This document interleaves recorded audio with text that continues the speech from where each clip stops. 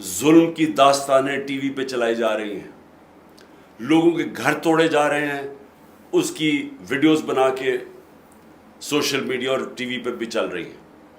عورتوں سے کبھی اس طرح کا ظلم نہیں ہوا اور ایسی ان سے بے حرمتی نہیں کی گئی جو آج ہو رہی ہے، لیکن وہ سب کے سامنے ہے۔ لوگوں کو سڑک پہ کھڑے ہیں، ان کو اتارتے ہیں، جیلوں میں ڈالتے ہیں، ہر قسم کا خوف پھیلایا کس لیے جا رہا ہے کہ عوام کو بتائیں کہ ہمارے سامنے کوئی کھڑا ہوگا تو اس سے اس طرح کا ظلم کیا جائے گا تاکہ عوام غلام بن جائے۔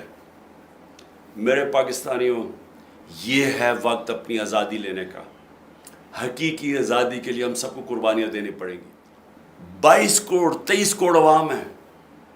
جب عوام یہ فیصلہ کر لے کہ ہم یہ ظلم نہیں برداشت کریں گے، جب وہ فیصلہ کر لے کہ ہمارا آئین ہم ان کو نہیں توڑنے دیں گے، ہمیں الیکشن چاہیے، ہمیں اپنے منتخب کیے ہوئے نمائندے چاہیے، ہم کنہیں چوروں کے نیچے غلامی نہیں کریں گے، جس وقت عوام نے فیصلہ کر لیا ہم آزاد ہو جائیں گے۔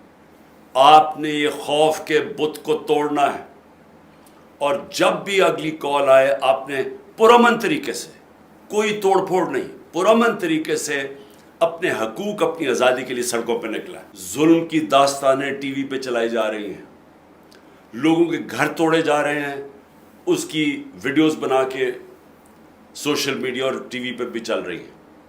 عورتوں سے کبھی اس طرح کا ظلم نہیں ہوا اور ایسی ان سے بے حرمتی نہیں کی گئی جو آج ہو رہی ہے، لیکن وہ سب کے سامنے ہے۔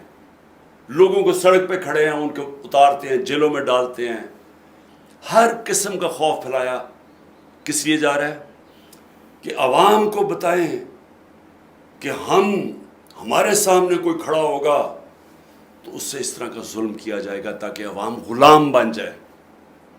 میرے پاکستانیوں، یہ ہے وقت اپنی آزادی لینے کا۔